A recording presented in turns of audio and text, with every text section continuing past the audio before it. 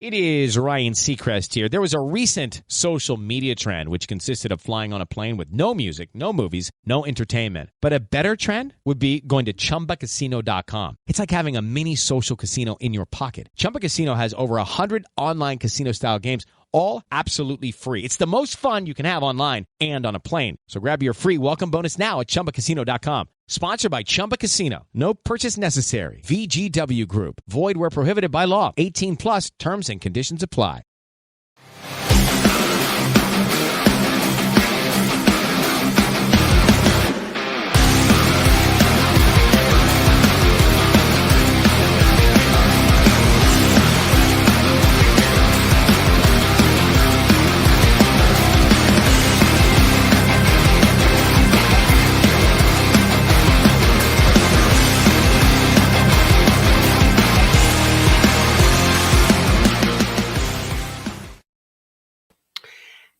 And hello, everyone.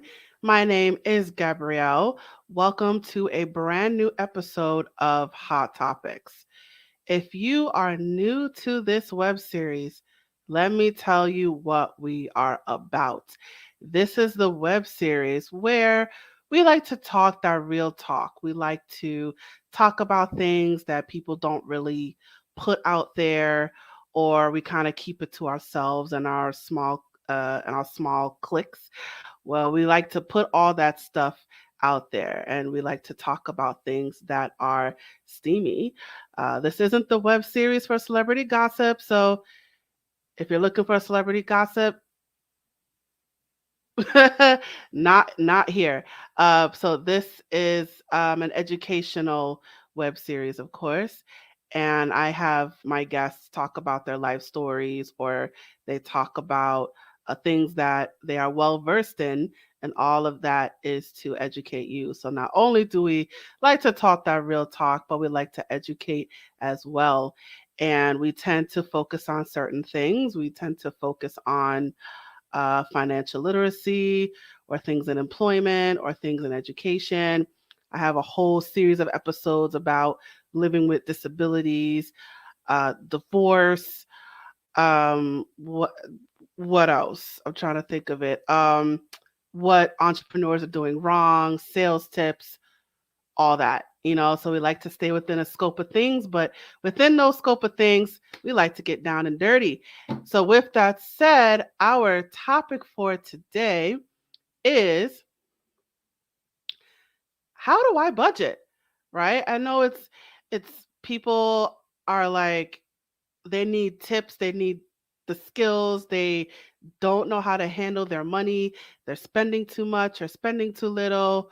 Or I find myself doing this where, I spend, and when it's time to pay those bills, or it's time to, take care of what I need, I'm like, whoa, where'd all my money go, right?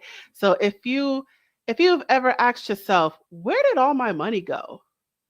This is the episode for you, and we're going to help you with that. So let's get right to it. I have a guest with me who is going to take the hot seat. She's going to sit on the hot seat, and she's going to educate you on how to budget. And her name is Katherine Chatmon. And I am totally looking forward to this episode. Maybe I need to get my notepad and start taking some notes, but let's get right to it. So, with that said, let me introduce my guest to you. Who is Katherine Chatmon? Let me tell you who she is.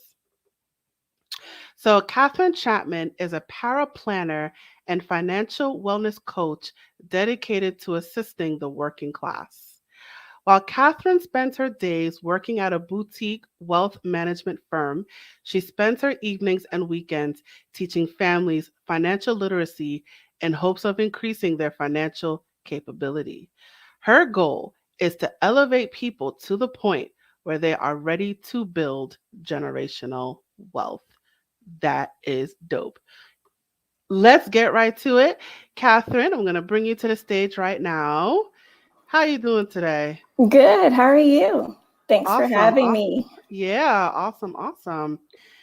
So I'm going to have you get right to it, but before I do that, I just want to tell the viewers watching right now, for those of you watching this in real time, if you have any questions or comments, please put them in the chat and we will get to them as much as possible. And your question may be on the screen. So please utilize that chat feature. This is an interactive episode. All right. So Katherine, I'm going to hand over the baton to you and I'm just going to have you get right to it. Please educate us on how to budget. All right. So yes, like budgeting, it's my favorite topic with financial literacy because that's the first step. A lot of people don't know about budgeting. They know they need to budget, but they don't know how to take that first step. And that's kind of where I come in. And for me, I've crafted about 7 steps to get people to the point where they are ready to budget. So starting with the first thing we need to do is calculate income, because we can't even start without knowing how much money we bring in this month. And that's important to know also, whether you have an income problem or you have a debt problem, but more about that later. The second step is to list your spending. This is where you're going to track your expenses. Typically, if someone comes to me and they're like, oh, I'm starting budgeting, and I ask them, well, how much are you spending on, for example, how much do you eat out each month? How much are you spending on that? And they can't tell me, then I immediately send that person to, you need to track your expenses. Usually about a month is the max I would tell someone to track their expenses. Once you get to the end of the month, like I tell people to harbor their receipts. And at the end of the month, I want you to separate those receipts between a need and a want. Because sometimes people have issues differentiating, like what is a need, what is a want. And so for some people, internet, it may be a need. We're in 2022. Everyone needs internet, especially with children who they don't even have textbooks anymore. They use Chromebooks and tablets. So internet may be a need, but for someone else, internet is a want because maybe they're not streaming. Maybe they just have basic cable. They may be older. So it's difficult to make budgeting a cookie cutter thing for people. So after we have our spending, we've tracked our expenses, we need to set our goals. Like, what is our point for budgeting? Do we want to retire early? Do we want to go to Disney? Are we getting married? We want to plan for a big wedding. Like, you have to have some goal in mind, because you wouldn't get in a car and drive randomly without having a destination to go to. So the same thing would apply to budgeting. So this is where it gets a little complex with people. Like, before you budget, you need to decide what strategy you're going to use. So I encourage you to go to Google and Google the different budgeting strategies. So if you're a person that doesn't use debit cards, or you're a person that always has cash on them, an envelope method may be good for you. Now, me, I'm a person that always uses my debit card. So I'm not going to stuff money with envelopes, because that's just isn't my personality. I wouldn't stick with that, and I would just fall by the wayside. Same thing may be for you. You may be a person that uses a debit card. So then we have the zero-based budget. This is one of the more popular budgets. Basically, every dollar that comes into your household, you give it a purpose. Since you're giving that dollar a purpose, you know exactly where it's going. And then lastly, a popular budgeting method is the 50-30-20 method. 50% goes to your needs, 30% goes to your savings, and 20 would usually go to your wants. That strategy is gives someone a little bit more structure, because some people can be like, yes, I can dedicate 50% to this, 30 and 20 to that. Kind of gets people with the ball rolling for their budgeting. Next, you will have to adjust your habits. So after we've seen where our money is going, we've picked our budgeting strategy. Let's just say we come up that we're in the red for the month. We have a deficit. So what do we need to do? We're spending out more money than what we're bringing in. So something's going to have to change. And that's where I mentioned earlier, if you have an income habit you have an income problem versus a debt problem. So this is where you really sit down and be like, do I have enough money that's covering my housing, my car, my transportation, and my food? Those are your 4 major needs. If I have money left over after those, then I may need to look at and see, am I including something that can be eliminated from the budget? For example, some people may cut down their cable package to save a little money each month. Someone may cook in more, saving extra money. It comes down to like what you're comfortable with, because some people don't want to get rid of their cable package. Someone may want that deluxe sports package because, they got to see their team play. Other people, they're not going to give up their Starbucks every morning. Like, they got to have that Starbucks. So then we need to start looking at, okay, instead of 5 days a week of getting Starbucks, can we cut down to 3? And it's kind of just reworking your mind to like wean you down from something that you don't have to have it every day.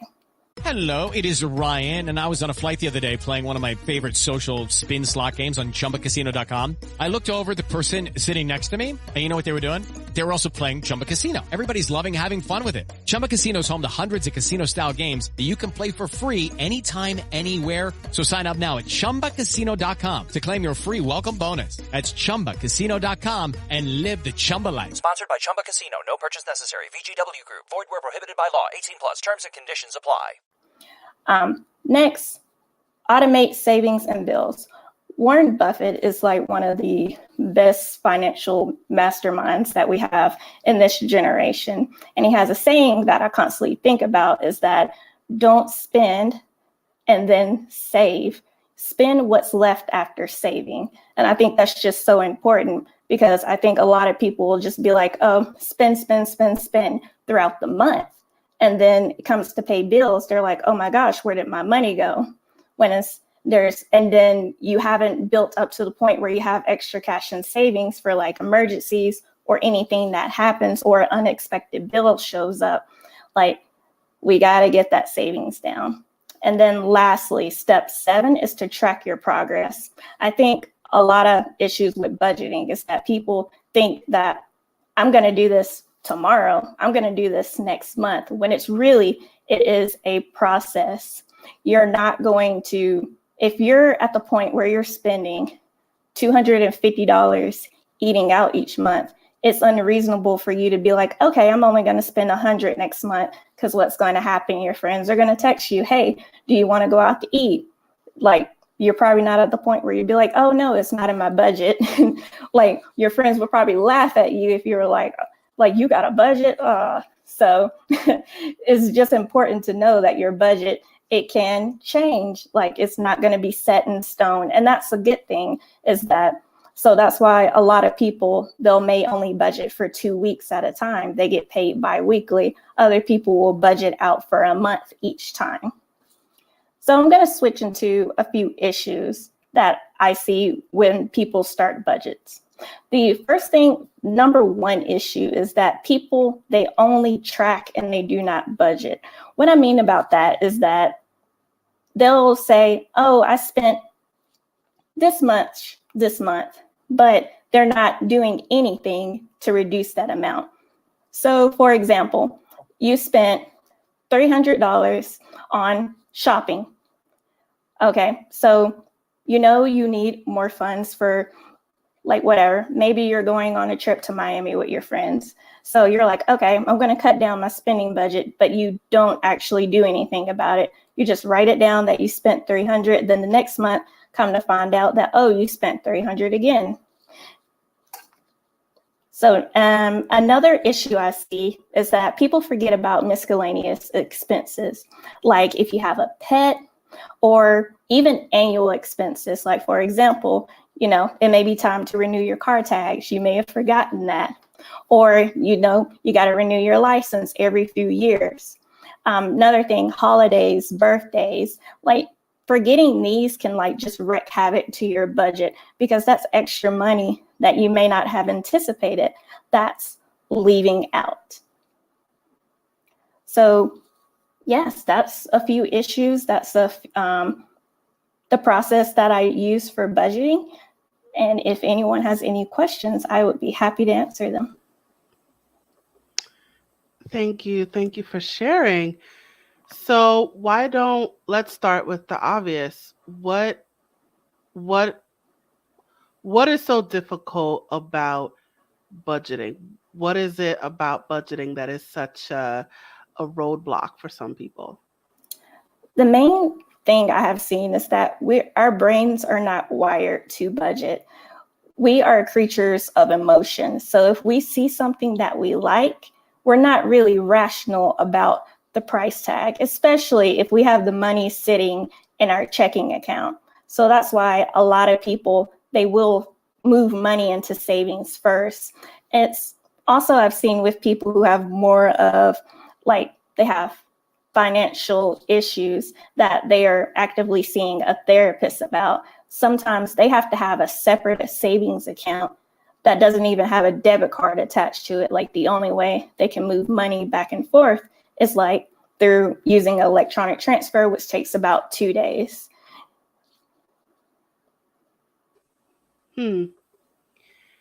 And what's the benefit of seeing, the money that you make and seeing where you spend your money? What's the benefit of knowing that information as opposed to going on a whim? Yes. So if I'm telling you to do something, you're less likely to do it. But if I'm actually showing you where your money is going each month, you're gonna trigger your brain to think man, I'm really spending this much each month. And then it comes to find out that maybe you don't have an income problem, you have a debt problem. So if I get this debt out of my life, that's more income that I can have, that's more discretionary. It can go other places, whether that's retirement or vacation and such. So yeah, definitely. And I think about it as being a kid. You know how many times maybe your parent told you to do something and you didn't do it. But as you got older and now you realize dang, my mom was right. I should have done this. It's all interconnected. Everything comes back full circle, that it starts with you. So when is the right time to budget in terms of, like you mentioned earlier about the envelope method, for people that prefer to use cash? When is the right time to budget? Is it as you get paid, before you get paid, before you want to buy that special cable package? Is there a right time to start budgeting? And if so, when is that? Yes, today would be the best answer. But no, on a serious note, you have to be ready. Most people I've seen when they're ready to start budgeting is that they've just reached the point of where they're tired. They're tired of working overtime. They're tired of working 2 to 3 jobs, and they're getting nowhere. They're spinning their wheels. The debt is still increasing. They don't have the extra money they thought they would, and they're working themselves to the bone trying to get ahead, and that's not how it works. So definitely the person has to come to a realization that, hey, I don't want to do this anymore. This isn't the lifestyle that I want. Because I'm sitting here telling people about budgeting, someone is going to latch on to this, but someone else may be like, yeah, that's good. All right. And they'll go the next 2 to 3 years not implementing anything. Right. And then are those the people that we say live check to check? Yes, those are typically the people we say that live paycheck to paycheck. Actually, about 67% of Americans live paycheck to paycheck, and that number is expected to increase, especially with the rising inflation costs. And then also wages are stagnant. The minimum wage is still $7.25, and no one can survive on that. Even with jobs that are paying $15 an hour, depending on your geographical area, $15 an hour is nothing, especially with like rent skyrocketing, $1,200 for a 1-bedroom apartment. And then even looking at gas prices now, like these are the highest prices I've seen in my life. So there's just a lot of factors into this. So let's talk about the ways to budget. So again, the envelope method is one way. What's another way we can budget? Okay, like I mentioned earlier, there's the zero-based budget. Every dollar that touches your hand, touches your bank account, you give it a purpose so that there's no discrepancy.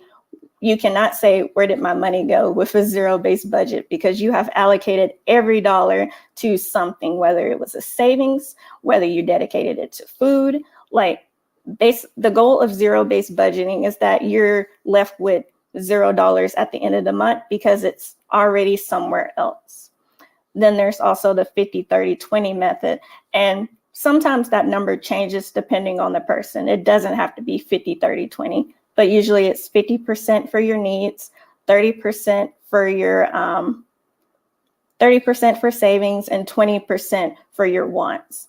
And you will just allocate a percentage of your paycheck or your income to those avenues. Okay, so there's a few different ways to do it. Well, what about a simple, just writing it down in a notebook and tracking all of your income or all of your expenses? Is that a good method? No, because you're not going to stick to it. I encourage that when you're first starting off with budgeting, like if you're not going to keep your receipts, I would write it down. So then at the end of the month, you can see where your money is going. But between kids, working, and etc., I do not think it's reasonable for a person to maintain their budget using pen and paper. Now, an alternative to that would be to make an Excel spreadsheet. And there's templates that you can get off Excel, or if you use Google Sheets, there are budgeting templates you can do and just input for each month the whatever you purchased, or if a bill came out of your account automatically, you can just put that in there.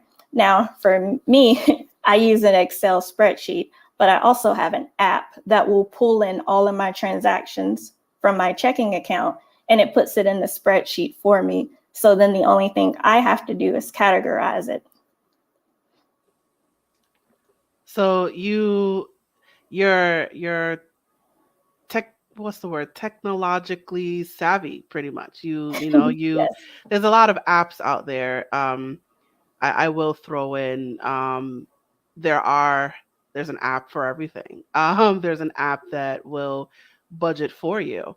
So, there's, technology is really advanced now.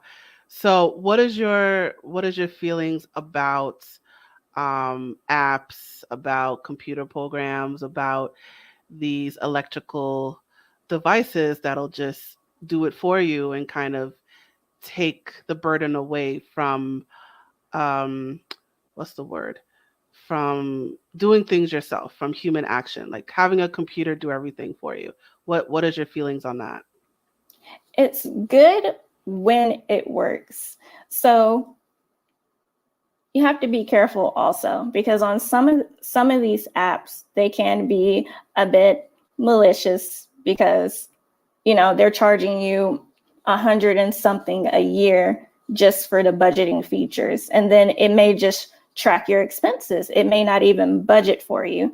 You still have to do work even if you use an app. Like I mentioned, I still have to log into my app and categorize my transactions.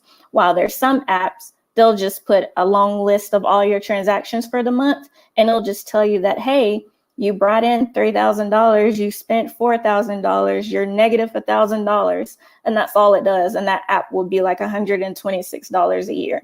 So I feel like that in a way is not really useful. So, and it definitely comes down to how do you use technology? Because if you're a person that's not really, not on your phone a lot, or you're not on a computer a lot, maybe you have the basic internet package, you may not want to go the route of where you have to, have an app doing the work for you. It may be better for you to do manually. And that's the issues like we come into budgeting, because you have to know what's best for you. And I know a lot of people, they'll be like, oh, such and such did this, I can do it too. But that's not your comfort level, because I want you, and the people around you who love you would want you to stick to your budget so that you don't have to work, to your 67 and then hopefully have Social Security, because again, Social Security is, slated to run out as it always has by this year. And then they'll do something to, oh, we have enough money. The government will pull money from somewhere to keep Social Security running. But depending on your income, you may not have paid enough into Social Security where you're really getting substantial monthly payments. So the last thing you want to do is be like 67, 68, still working. Like your retirement should be it should be enjoyable, because we're only here for a short time. So are you saying that we shouldn't depend on Social Security income, or even the government sponsored incomes or government sanctioned, so things like a pension or Social Security, or what's another one, unemployment? So are you saying these are things that we shouldn't depend on, or are these things that we should factor into our budget? How to have fun anytime, anywhere. Step 1. Go to ChumbaCasino.com. ChumbaCasino.com. Got it. Step 2. Collect your welcome bonus. Come to Papa welcome bonus. Step 3. Play hundreds of casino-style games for free. That's a lot of games. All for free? Step 4. Unleash your excitement. Woohoo! Chumba Casino has been delivering thrills for over a decade. So claim your free welcome bonus now and live the Chumba life. Visit ChumbaCasino.com. VGW Group. No purchase necessary. Void where prohibited by law. See terms and conditions. 18+. Never depend on the government to take care of you. That's my number one advice. Also, it depends on your employer. Like a lot of people who are working now, they do not even have retirement plans depending on their employer, or the employer may have like a stock option plan, which means basically you get company stock. But if you run into the issue where the company fails, that stock is worthless, your retirement is gone. And then, yes, don't depend on Social Security, because depending on how much you're paying in now, your Social Security is proportionate. And then also full retirement age is 67. If you take your Social Security early, like as age 62, they're going to take a big percentage of that and knock down your monthly benefits. So it may be full retirement age, you may get the $3,000 a month, but because you're taking it at 62, they may only give you $1,800 a month, because it's a percentage per month that you are taking it early that they reduce it by. Right. So we want to be aware of the fact that, the government does take a percent out of those types of payments. So I guess it's safe to say that one thing to know about budgeting is to know who's taking your money. Yes, 100%. Who is taking your money each month? Where is your money going? Because like if you're sending out money, like time you get your paycheck and you're sending out money to can't think of the name, but if you're just sending money out to just like your general debts, and then you barely have anything for yourself, like that's a hard cycle to break, because you're going to have to pay off somebody eventually. And then, but most people, unfortunately, is that they accumulate more debt as they get older. And so then we also have the issue of that maybe the person doesn't have the life insurance to pay off those debts. And so then now the family's left in a worse predicament than they were before. So there's just all sorts of things that go into like why a budget is so important. But my number one reason why people should have a budget is that so you do not have to work to the day you die, because retirement is actually a number. It's not an age. And a lot of people don't know that. There are plenty of people who are in their 30s retired because they made wise investments, or just, you know, they've invented a product that's going to pay them royalties to the day they die. So you recommend that we should all get retirement accounts? What is it? An IRA, or what are they called? Yes, there are different types of retirement accounts. Some of them can only be employer sponsored, but typically if you have income, you can open a Roth IRA or a traditional IRA, and you just put money into it and you do investments. But that brings up a good point, because I am hosting a intro to investing class on March 28th, 2022, for the people who may be rewatching this recording. Cost is only $10, intro to investing. If you ever wanted to know about funds, what should you invest in, it's going to be really informative. And I'm going to make it, as I said, beginner friendly for the person who's not an average investor or may not have the financial knowledge. Awesome. Thank you. Thank you for sharing that that event, and we'll definitely repeat that at the end of the episode. So let's talk worst case scenario. So for the people who are just poor budgeters, overspenders, what's the worst thing that can happen to them? I know we talked about debt, and they tend to go into debt more, especially as they get older. So what other things happen to people that budget poorly? Man, outside of mountains of debt, we just gotta consider about, man, like really it's just the mountains of debt, like just having to spend out money each month. And then if some of these debts go into collections, they can garnish your wages, or there are certain creditors are able to garnish your Social Security wages outside of the IRS also. They typically have to go to court for it to even go through. But it's just, you do not want to be like 65 nearing retirement. It is Ryan Seacrest here. There was a recent social media trend which consisted of flying on a plane with no music, no movies, no entertainment. But a better trend would be going to ChumbaCasino.com. It's like having a mini social casino in your pocket. Chumba Casino has over 100 online casino-style games, all absolutely free. It's the most fun you can have online and on a plane. So grab your free welcome bonus now at ChumbaCasino.com. Sponsored by Chumba Casino. No purchase necessary. VGW Group. Void where prohibited by law. 18 plus. Terms and conditions apply. Having to go into a nursing home through Medicaid, and Medicaid is not going to take care of you. So you're probably in this lower quality nursing home where they're not really taking care of you.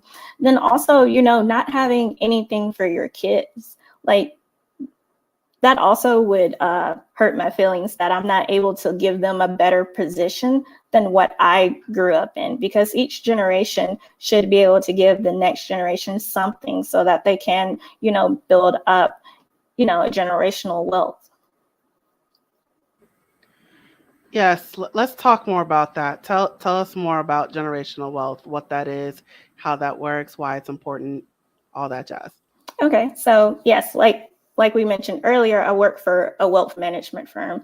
Majority of the clients are older, retired, affluent families. And so our job as like estate planners is to, how do we get that money from them to their descendants with paying the minimal amount of taxes?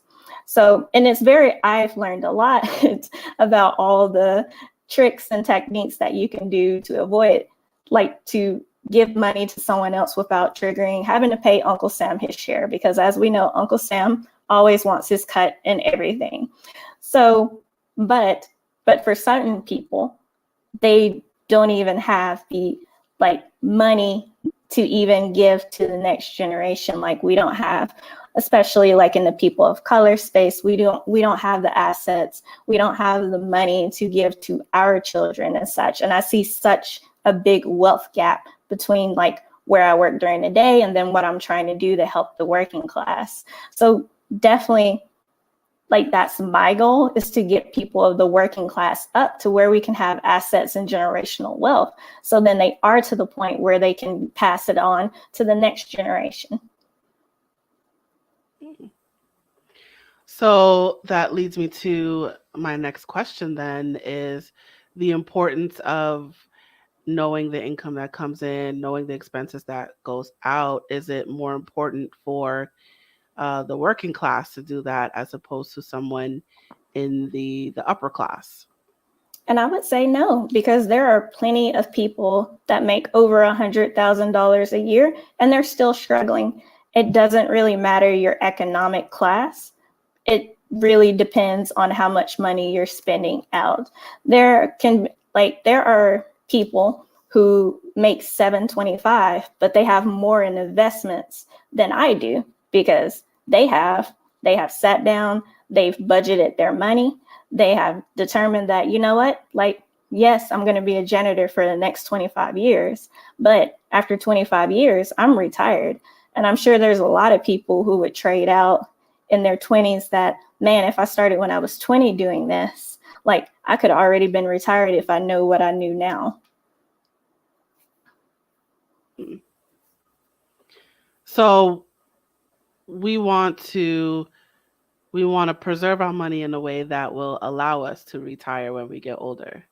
And not just preserve, because you cannot save yourself to wealth is a big thing a lot of people don't realize, is that you can't just leave money in a savings account earning 0.01% interest and then expect to retire, especially times like now that we've seen with inflation at an all-time high.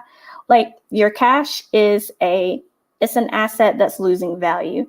So what you could have bought for $10, like in 2019, you can't buy for $10 now in 2022. Like inflation is just always going to be here and it's eroding that cash value. So that's why there's only like a few pathways to wealth, whether you're investing, through real estate, maybe if you own a business, like the blueprint is there. It's just up to you to decide like which method you want to go. So basically, are you saying that anyone can, well, let me think about my question. Can anyone achieve generational wealth? Yes.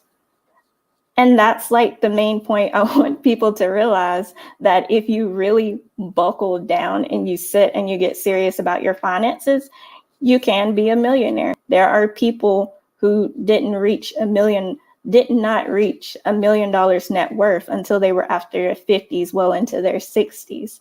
Like the benefit of being younger is that you have the opportunity, you have more time for that money to grow. And compound interest is like the 8th wonder of the world, as they call it.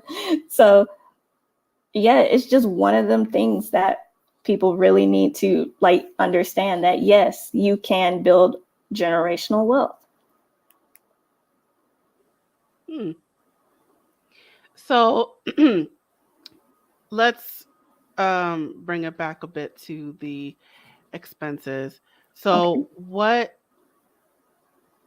What are the top 3 expenses that people get so negligent on when it comes to tracking, when it comes to budgeting, tracking their income and expenses? What do you think the top 3 expenses are that people get so loosey-goosey about? Okay, so this brings into another topic about financial infidelity. So as many as 30% of couples have hid a purchase from their spouse or significant other because they didn't want them to find out. So that's definitely number one, is that someone who's, hiding a purchase, Amazon boxes are coming when the other spouse is at work and the boxes are are gone when they come back from work. So the spouse wouldn't know unless they're checking the account statements. Number two, definitely those miscellaneous expenses will get you. Like I mentioned, your pet, holidays, birthdays, like things like that can really just like sneak up in a budget. Like, for example, we got Halloween, Thanksgiving, then immediately we got Christmas, and then New Year's, and then right after we got Valentine's Day. Like those things need to be kept in mind. And then also, if you have a child who has a birthday in any of those months, I'm going to keep you in prayer. And then last but not least, people do not factor in repairs, like for your cars or if you have a house. Now, those can be costly, and like some people don't understand like how expensive different parts of a car could be, or how expensive like to repair something in your home, especially if you have to call someone like a plumber or electrician. They charge by the hour, and then on top of labor costs. So that can just really, like, if you've done so well to like, man, I saved up $4,800, but then you have to call a plumber out here and he's charging $2,200 to clean your septic tank. Like, man, that just ate through a big portion of your savings. So what are you going to do now? And what do you say about savings accounts? Do you think we should get them? What is your opinion about savings accounts, like regular savings accounts? If you're going to have a savings account, like before COVID, like high yield savings accounts were like 2 to 4%. So you could accumulate, interest pretty quick. But now after COVID, the most you can get is like 0.5%, which is still better than the bank interest of around 0.01%. So I would encourage you, if you're going to have like a savings account, go through someone like Allie, and you can even get a debit card, like for, of course, in case of emergencies, because that's where we put our money into savings for emergencies or something unexpected. But yes, if you were going to plan to have like a significant amount of money in savings, I mean, it can at least earn a little bit of interest. So I would say high yield savings account, money market accounts, and yes, pick one that has a debit card, because you don't want to end up in a situation of like, maybe the car doesn't start and you don't have, and you got to go to work to pick up your paycheck, but you can't, like, you don't have the funds to pay the guy to tow your car, get it fixed. Like, you don't want to run into those types of situations. I would also say, and maybe you can comment on this, that it's also helpful to have a savings account at the same bank where you have a checking account. Because I personally don't use debit cards for savings, but I know I can always transfer from a savings to the checking account, which has the debit card. So would you say what do you think of that solution as well?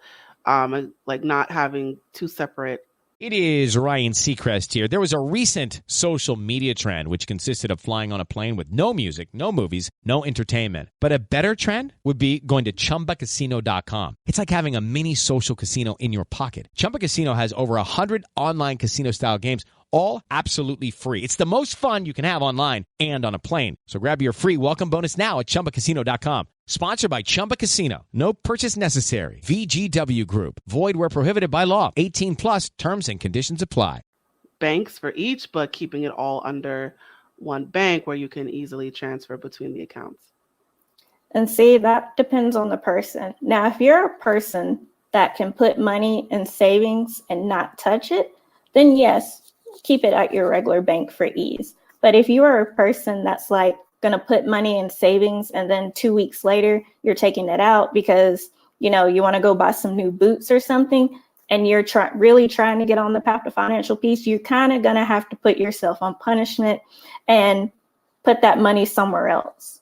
Also, if you're just a person who's like more visual, like they need to see it, then yes, put your money somewhere else so then that you can see it. Now, I definitely agree with you, like to put the, like you can make a money link between two accounts.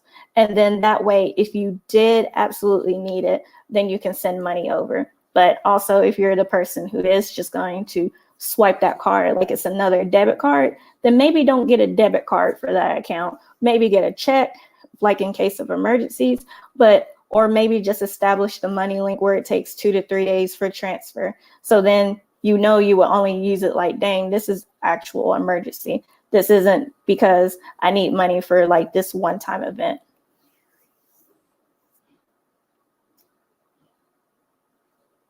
Oh, you're muted. Oh, sorry. So it depends on the type of person you are. Yes. And that if you're a person that maybe has a little bit more self-control, you can keep everything in one place. But if you tend to, spend money pretty quickly, you're saying it will help to keep it at separate banks where you Yeah. won't really see it as much. Um, and, you know, add some layers that'll make it difficult for you to get the money um, right away. So that way, you know that knowing that it's difficult, you know that you will only use it for emergencies. Did I get that right? Yes, because I mean, at the end of the day, it's going to come down to you. Like, no one is going to hold your hand and tell you that, hey, you need to save money. Like, it's just going to have to come down to you. And then if you got to do that, then do it. Sometimes you got to put yourself on a little punishment that, hey, I can't have access to that money right now, but I can in the future. I'm going to let it accumulate. I'm going to let it get some interest on it, or I may turn around and make it an account that I can fuel for investments. So now that money is going, it's growing, and it's compounding over here more than what it could do in a general savings account. Because again, that we keep money in general savings account for emergencies or for anything that's short term coming up. Now, there's nothing wrong with some people even have 2 savings accounts, one for their emergencies / rainy day funds.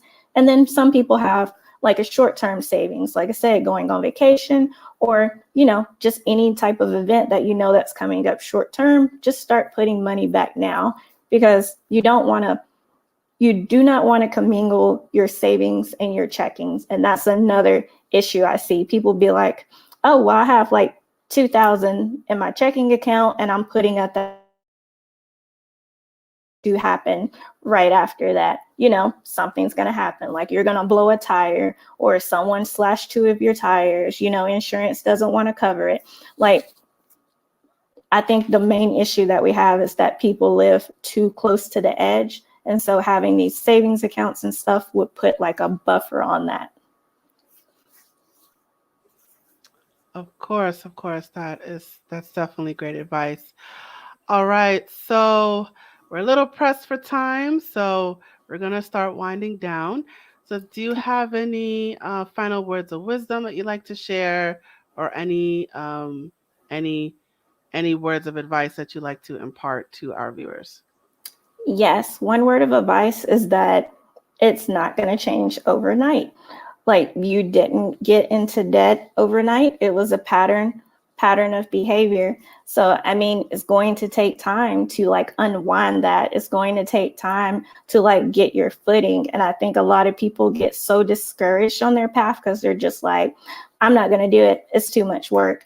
But even if you start in your 40s, if you start in your 50s, it's still better than never having started. Right. And basically, you're never too young to start and you're never too old to start. Never. Awesome. All right, Katherine, thank you so much for joining me today. I'm going to put up your banner here. So, you guys, Katherine, you can reach out to her on social media. She loves her Facebook. So she has a Facebook page and a Facebook group. So I encourage you to go to the page and the group and join those. So follow the page. Well, don't just follow, like. I prefer you press the like as opposed to follow. And definitely join her group. So the information is scrolling below on the screen right now. And if you would like to learn more about her services, her website is also scrolling below. It is www.bridge,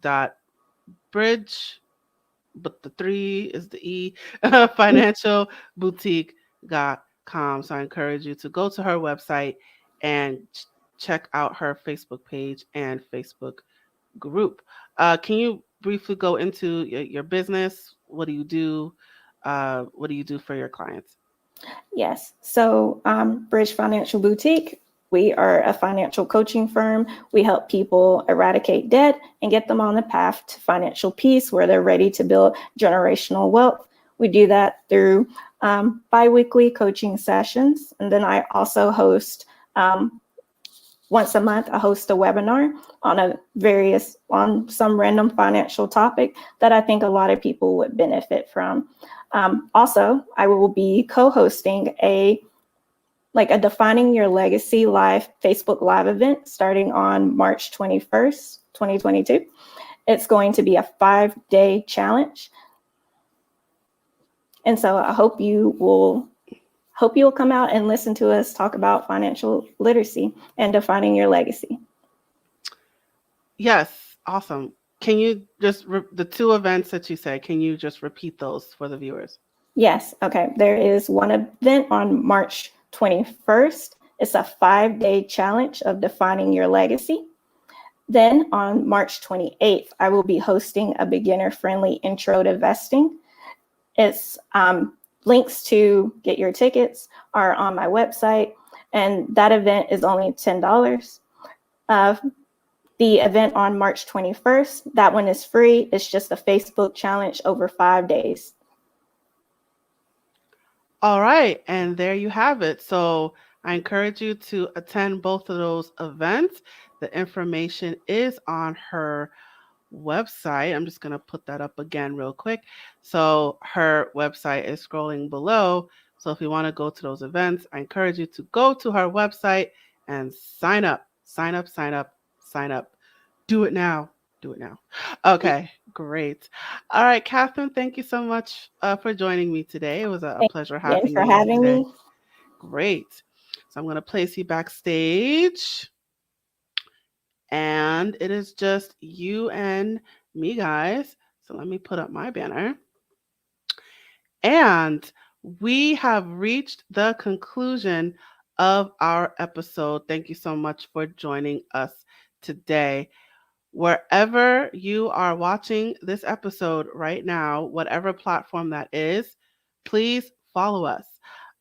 So follow, like, subscribe, whatever the button is, wherever you are, please follow us, press the button. And also check out our video library for more videos and clips, and check out the other episodes as well. And also, while you're at it, let us know what you thought about this episode by leaving a comment in the comment section below or in the comment thread. I would love to hear your feedback about this episode. As a reminder, this web series is a production of A Step Ahead Tutoring Services. So if you would like to learn more about our company, our services, our workshops, all the things that we have to offer, if you're looking for tutoring for your child or even for yourself, I encourage you to check out our website. I will just say it here. It is www.astepaheadtutoringservices.com. And you could also check us out on all of our social media. The information is scrolling below. And furthermore, I also encourage you to sign up for our email list and texting list. We will let you know our promotions, special discounts, any special events going on. So you'll hear about all that before the general public when you sign up for the list. So sign up for the email list and texting list. The information is scrolling below on the screen, and it will also be provided in the description for those watching this on YouTube. And I will share this last message before I officially close. Hey there, have you heard of us? We're a small team of tutors here at A Step Ahead Tutoring Services. We believe that education and information should be accessible to everyone, regardless of income, race, or creed. We're dedicated to making this happen, but we need your help. Please consider making a donation to our company. No amount is too small. Your donation will allow us tutors to remain employed, offer free and low-cost services, put on productions like this web series, and reach out to families nationwide. With your help, we can tackle the academic challenges of our students and the emotional, mental, and behavioral changes that result from these challenges. As a bonus, we can improve our communities in the process. Support us today. Note: we're a for-profit company. We're not a charity. Your donation may not be tax deductible. Please consult a tax professional.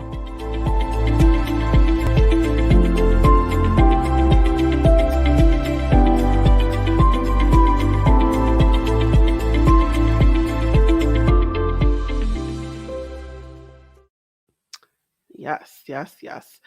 So thank you for joining us today. I look forward to seeing you at the next episode. Thank you again. And now I am signing off.